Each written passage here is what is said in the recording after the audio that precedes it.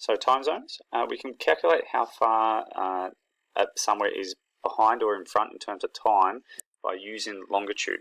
So all those vertical lines around the world, for every 15 degrees difference, it's in terms of time is a 1 hour difference.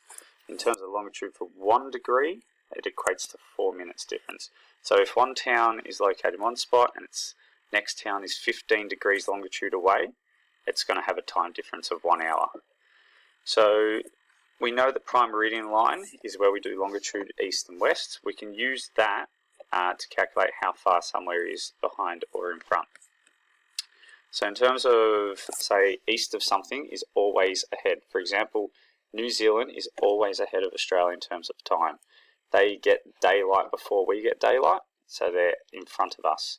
Melbourne is always ahead of Perth. If you think about how the sun comes across, we always get the sun first and then it travels across to Perth.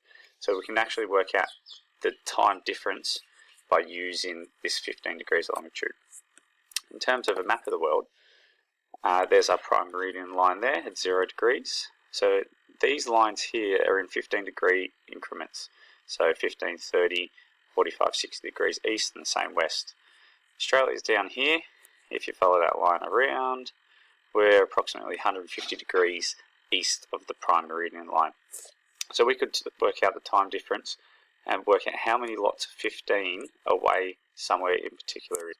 So that's how we can work out the time difference between areas. Now be very careful in the textbook. There are quite a few mistakes where they say it's either behind or in front, but you can always check with me or check my workbook. So hopefully that helps you a little bit further.